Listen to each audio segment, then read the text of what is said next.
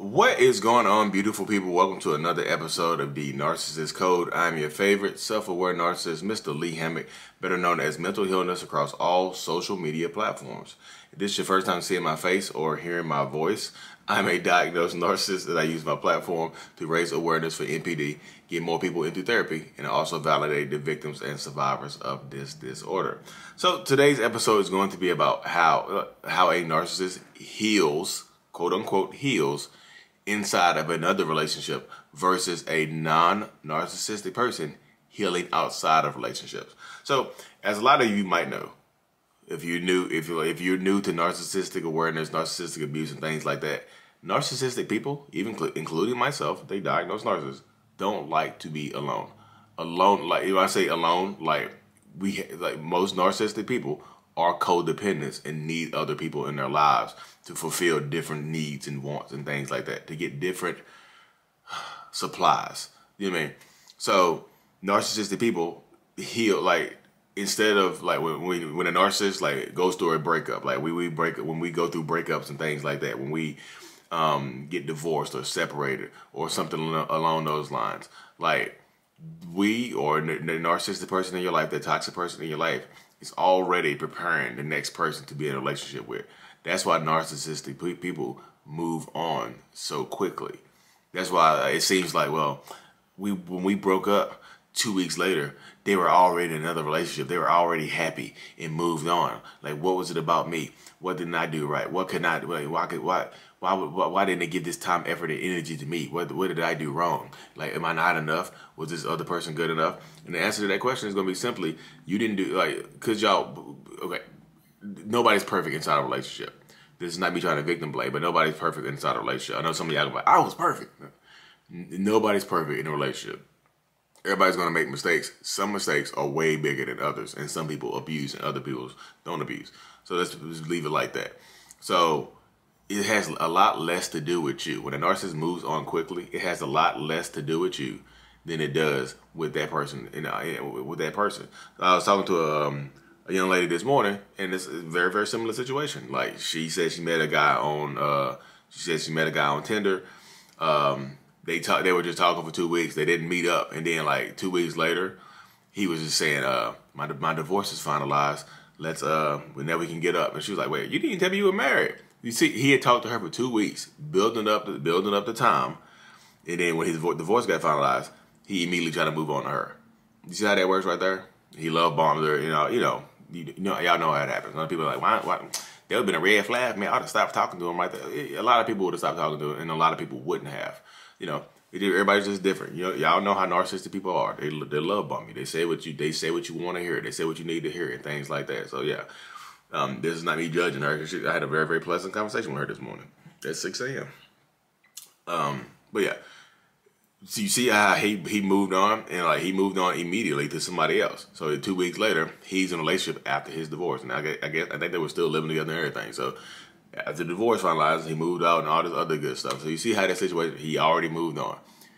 So he told the girl, he was like, yeah, I'm good. I healed while I was in that relationship because I was mentally separated from her for a long time. Lie. Yeah, could you be narcissistic people like myself? We can get emotionally disconnected while we are in a relationship, but we don't heal while we're in a relationship. And that woman had filed for divorce on him, so he didn't even want to get divorced. So again, another possibility is that he was holding out those 2 weeks, hoping that she would take the divorce away, but she didn't. So he had his backup plan and moved on. Yeah, he said, I healed while I was in that old relationship. No, you didn't.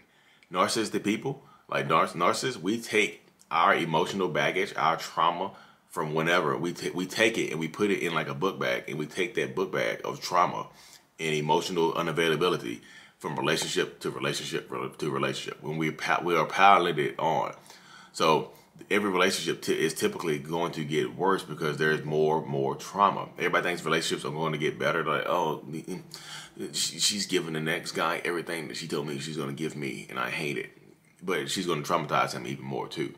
I feel like, yeah, it starts off good because your relationship started off good, didn't it? Why everybody thinks relationships are supposed to start off bad? You know what I mean? Everybody's like, they're treating the next person so much better. I'm watching on social media. They're so happy. Of course. That narcissist or toxic person is trying to heal in the next relationship. They're trying to work through their trauma by dealing with somebody else as opposed to going through therapy. Like a non-narcissistic person, a person that is not a narcissist, y'all deal with trauma outside of it. You should. Most people do. You deal with trauma outside of relationships. You go to therapy. You work on yourself. You have a boss up journey. You enjoy being single for a little while, and then you get into another relationship after you've healed.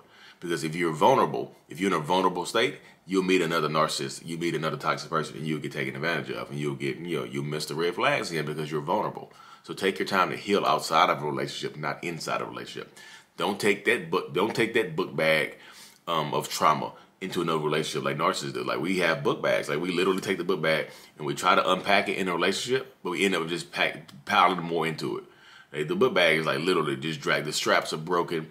The zipper done broke. Like, it is literally a terrible looking book bag full of trauma. And because narcissists try to work through the trauma, they try to work through the hurt, they try to work through the pain and the shame, and sometimes the little bit of regret and remorse they have, or the little bit of guilt that they might have, and take it to the next relationship and try to work through it.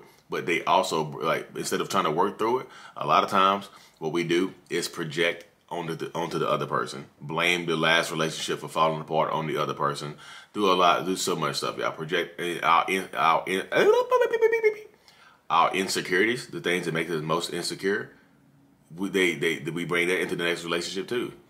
We put it and we start to compare and contrast you to our exes. Like, we start, like, my ex used to do this. Like, you way worse than my ex. I miss my ex.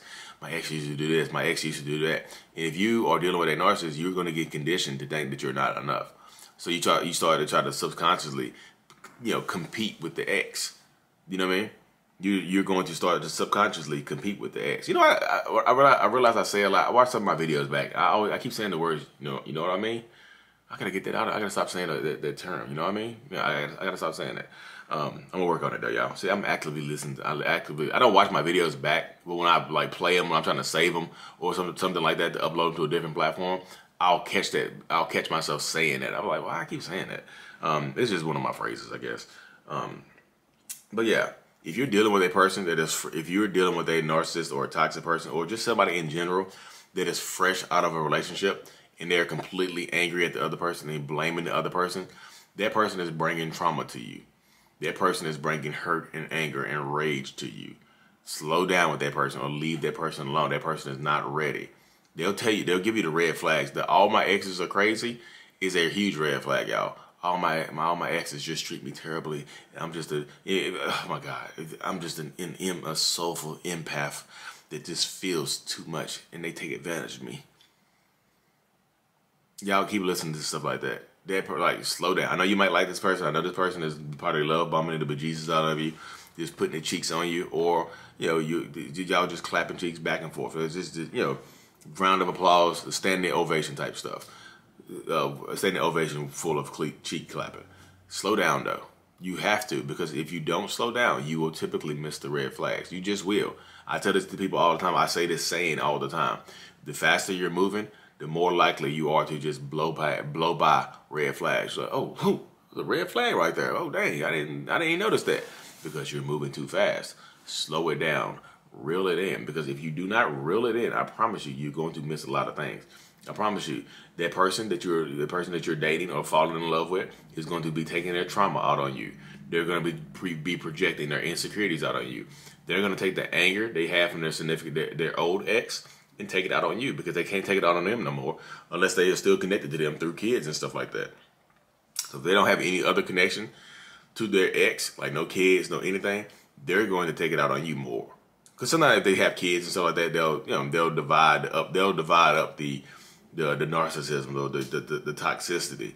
But if it's just you that they're focusing on, you're in for a ride. It is not going to be, you're in for a bumpy, wild ride. It's not one of those Six Flag rides where y'all going to be having fun like, this is awesome. No, it's not going to be like that. Yeah, what's that song from the Lego movie? Everything is awesome. Everything is cool when we part of a team. No, you will not be singing that song. You will not. You be singing like, I don't know what song you be singing. Some kind of terrible song. But you need to, just slow it down, y'all. If somebody is telling you the hurt and the trauma that they, like if you're just getting to know somebody and you think that if you get to know somebody and you listening to them talk and all they are talking about is the bad things in old relationships, if they just keep bringing up the old bad things in the previous relationship, my ex, I hate my ex, oh my God.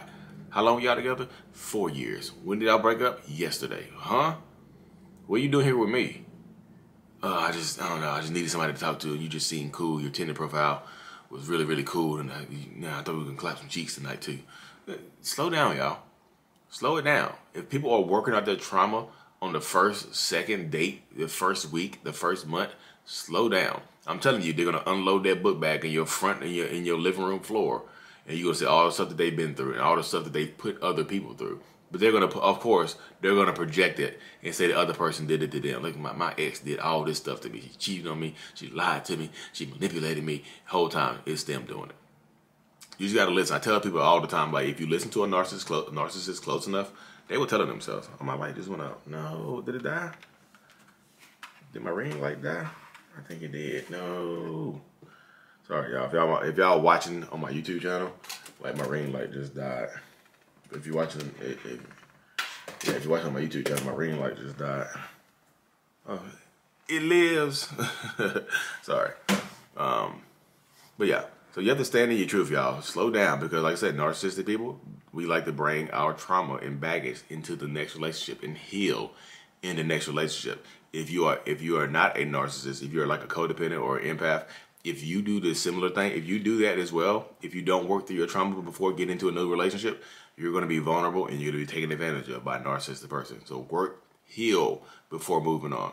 Heal before moving on. Heal before taking the next steps in your life. Heal. Heal first. Don't be afraid to heal. Don't be afraid to be alone. Take some time to yourself. Relearn you. Relearn what you like to do and what you want to do. You know what I mean? And I'm just telling you, don't let somebody else take their trauma out on you. Because narcissistic people like myself, we do. We'll work through it. We'll move on really, really fast. Haven't healed, haven't worked through anything, and just take it out on the next person. That's why it gets progressively worse. We'll do all the fun stuff in the beginning, the love moment, but then it gets progressively worse. Everybody keep wondering, like, the new supply looks so happy. Of course they do. Didn't you look happy at first too? Buckle up. Don't watch. Don't watch me watch TV. Well, anyways, y'all, thank y'all for tuning in to another episode. I really, truly appreciate every single one of y'all. I'm super thankful for y'all. I really, really am. Yeah. Like and subscribe for more. Mental Illness is out. Peace.